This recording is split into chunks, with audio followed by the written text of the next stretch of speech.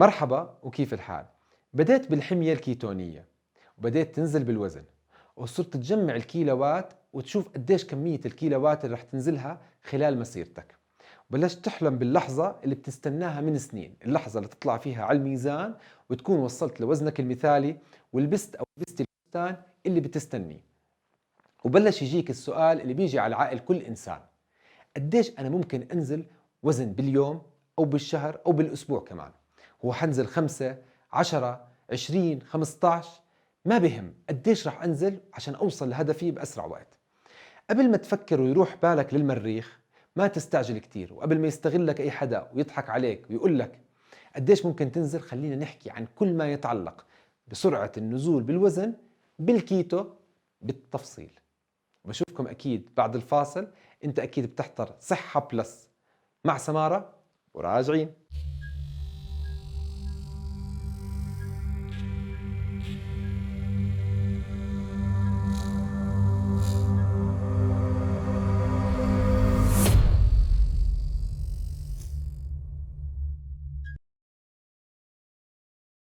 في البداية وقبل ما نقعد نتناقش عن كل من الجنسين قديش متوقع ينزل في الأسبوع، وقبل ما تقعد تقارني بين نزولك ونزول أي شخص تاني، لازم تعرف إنه ما في شخصين على وجه هاي الكرة الأرضية ممكن ينزلوا بنفس السرعة. فهناك العديد من العوامل اللي بتأثر على سرعة نزولك بالوزن. في بدايتنا رح نحكي عن 10 عوامل أساسية بتكون هي الأكبر تأثيراً على سرعة نزولك بالوزن، وكل ما حصلت إيجابيات أكثر منها نتوقع نزول أسرع في وزنك. ففي البداية الأشخاص اللي بيعانوا من وزن عالي جدا هم الأكثر سرعة في نزول الوزن. فوزنهم الزايد هو عبارة عن حمل على كاهلهم بنقلوه وين ما بيروحوا. عملية قيامهم من النوم وعملية قيامهم استيقاظهم وجلوسهم ومشيهم وتسلق الدرج، كل هذا عبارة عن رياضة لحمل كل هذا الوزن اللي هو عماله بيحمله. فسرعة نزول شخص عنده 150 كيلو غير شخص وزنه 75 كيلو. الشغلة الثانية إنه الأشخاص كلما زاد طول قامتهم، زيادة الطول بتزيد سرعة الحرق. فالشخص اللي طوله أعلى هو شخص معرض لهواء أكثر، مساحة السطحية لجسمه أعلى، وبالتالي رح يخسر وزن أكثر أثناء عملية تدفئته لهذا الجسد. إضافة إنه كل ما طال طول الشخص كتلته العضلية هي أعلى، والعضلات هي اللي بتحرق الدهون. الشغلة الثالثة إنه بتأثر سرعة نزولك بالوزن على قديش أنت عمرك. فكل ما زاد عمر الإنسان وتقدم فيه العمر بيبطأ البيزك ميتابوليك ريت أو سرعة الحرق الأساسية للشخص. فكل سنة بتخسرها من عمرك أو بتتقدم فيها بعمرك بتفقد أنت 10 سعرات حرارية للرجال و7 سعرات حرارية يومية للسيدات. أما النقطة الرابعة، الأشخاص اللي بيعانوا من المشاكل المرتبطة بالحديد زي فقر الدم ونقص الحديد، نقص الفيرتين مخزون الحديد، أو الالتهابات اللي بتمنع استخدام الحديد من الجسم، أكيد هذه بتأثر سلبا على سرعة النزول في الوزن. ومش بس هيك، ممكن تثبت الوزن وما يتحرك إلا لما تحل المشكلة الأساسية وهي فقر الدم. فالدم والحديد هو اللي بنقل الأكسجين من الرئتين للجسم، وبالتالي نقص الأكسجين حيمنع الحرق إنه يبدأ بالأساس.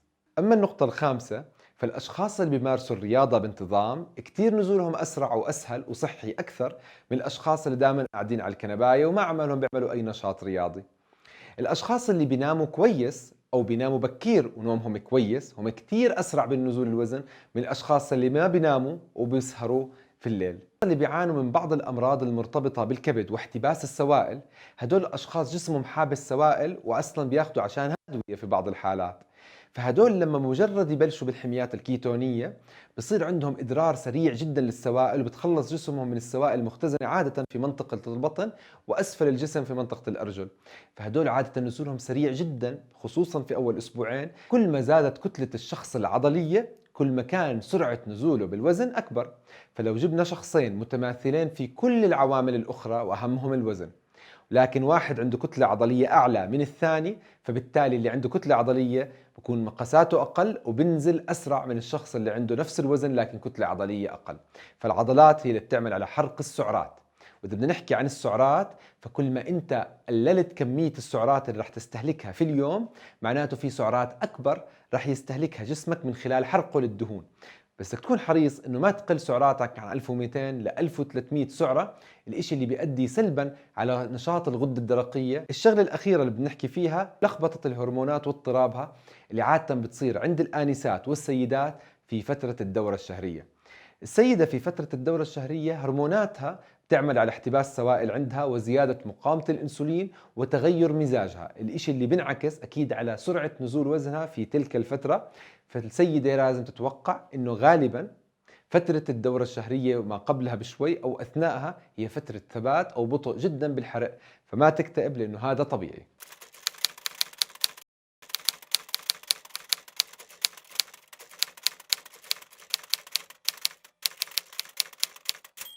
معلومة على الهامش: لما بتلتزم بأي نوع من أنواع الحميات رح تفقد وزنك، وحيكون فقدانك للوزن من 3 مصادر رئيسية.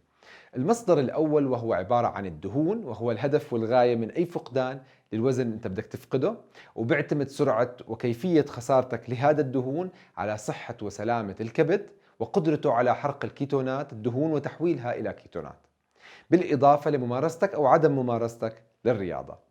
أما المصدر الثاني لفقدانك للوزن وهو العضلات، وأي حمية بتلتزمها أكيد رح يكون فيها فقدان للكتلة العضلية، لكن الممارسة الخاطئة للحمية بيزيد من هاي المدة أو الوزن اللي حتفقده من عضلاتك.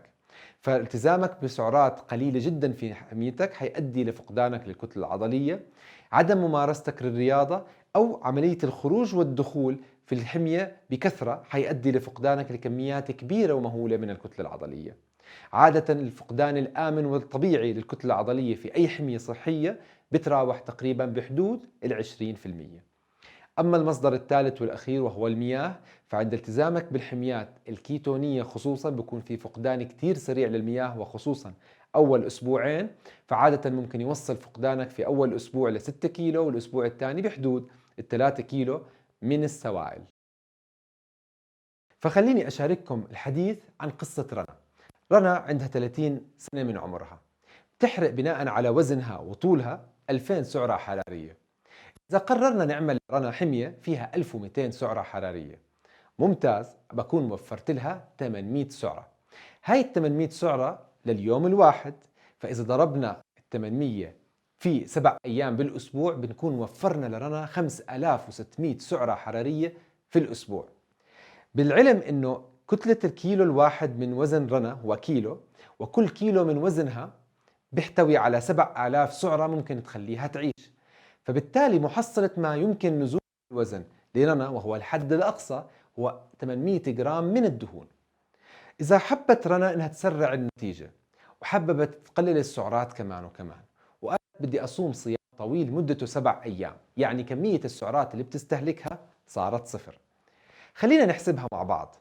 رح تحرق 2000 سعرة في اليوم، معناته رح تنزل 14000 سعرة في الأسبوع، لأنه ضربنا ال 2000 في 7000، كل 7000 يساوي كيلو، معناته رح تفقد 2 كيلو من دهونها خلال أسبوع التزمت فيه بالصيام المائي.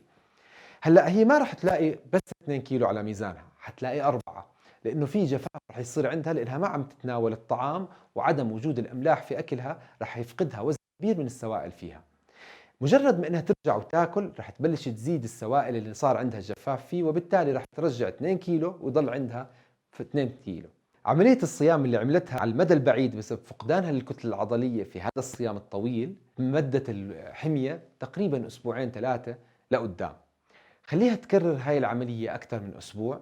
نقص الحديد حيثبت لها وزنها أكيد، وحيخلي الشعر يتساقط، وحيمنعها أصلا الوصول لوزن هذا إذا قدرت تكمل الحمية بعد ما تكسر الصيام. رغم أن نزولك بالوزن بسرعة أكثر بهجة، إلا أنه ذلك ما بيعني أنه أكثر صحة. فالنزول السريع والمبالغ فيه بالوزن هو إنما دلالة على سوء تطبيقك للحمية بالأساس، إما من خلال تقليلك للسعرات لحدها الأدنى اللي بيأذي صحتك أكيد، أو باستخدام العقاقير اللي بتغير هرموناتك وبتسد شهيتك وبالتالي بتنزل بالسرعة أكبر لكن بدمر لك صحتك معاها، أو من خلال التشويه الممنهج لجسدك من خلال عمليات قص المعدة وتحويل المسار. نزولك السريع والمبالغ فيه رح ينتج عنه مشاكل لا تعد ولا تحصى.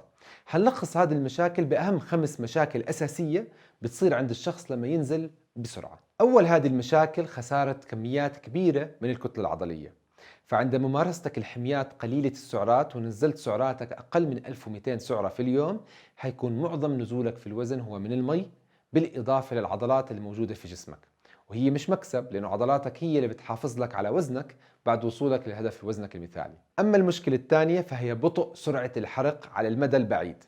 فنتيجة تقليلك الحاد للسعرات ونزولك السريع والحاد بالوزن رح ينتج عن ذلك تخفيض سرعة الحرق عندك بما يقارب 23%. هذا الفقدان حيكون نتيجة فقدانك لكتلة كمية كبيرة من الكتلة العضلية، بالإضافة إلى ضعف إفرازات هرمونات الغدة الدرقية. فهذا التخفيض في كمية السعرات هو الضامن لترجيعك للوزن اللي فقدته بعد ما توقف الحمية. أما النقطة الثالثة فنزولك السريع حيؤدي لنقص كميات كبيرة عندك من الفيتامينات والمعادن. فالتزامك بحميات قليلة السعرات حيؤدي لعدم قدرتك على استهلاك وتناول المغذيات الأساسية لدعم نزول وزنك وصحتك أكيد. فعادة الأشخاص بيلتزموا بحميات وبنزلوا بسرعة بكون عندهم فقدان في الحديد، فقدان في الزنك، فقدان في الفيتامين بي 12 بالإضافة للمغنيسيوم والفيتامين بي اللي هو الفوليت والفيتامين د. نتيجة هذا الفقدان لأهم الفيتامينات والعناصر الضرورية لنزول الوزن، عادة هدول الأشخاص بيصير عندهم ثبات حاد وطويل جدا للوزن. الشغلة الثانية تساقط شديد في الشعر وتكسر في الأظافر. الشغلة الثالثة تعب ووهن وبيشتهوا الحلويات بكثرة. إضافة لذلك كثر ضعف جهاز المناعة وزيادة الإصابة بالأمراض. إضف إلى ذلك بالأخير بصير عندهم هشاشة في العظام.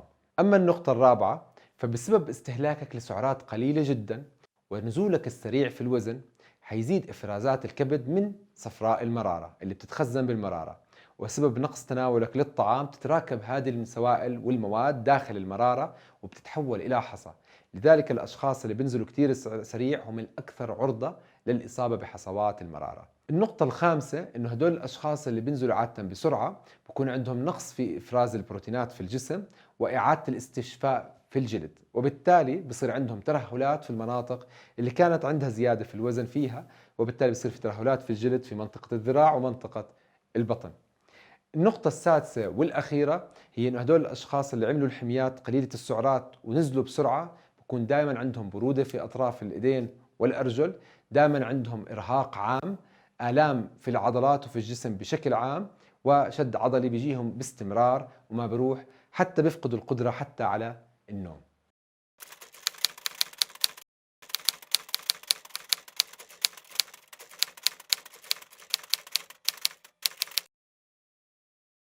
معلومة على الهامش: يعد نقص البروتين المزمن من المشاكل الشائعة عند الالتزام بالحميات بطرق خاطئة، وخصوصا عند السيدات. فتؤدي هذه المشكلة إلى تساقط الشعر وتكسر الأظافر وكثير مشاكل أخرى، لكن أسوأها هو احتباس السوائل. فيؤدي نقص البروتين المزمن إلى نقص بروتين الألبومين الموجود بالدم، المسؤول عن إعادة امتصاص وسحب السوائل من الأنسجة إلى الأوردة أثناء الدورة الدموية. فبالتالي نقص هذا البروتين بيمنع الدم قدرته على سحب السوائل، وبالتالي احتباس السوائل في منطقة البطن ومنطقة الأرجل والأفخاذ.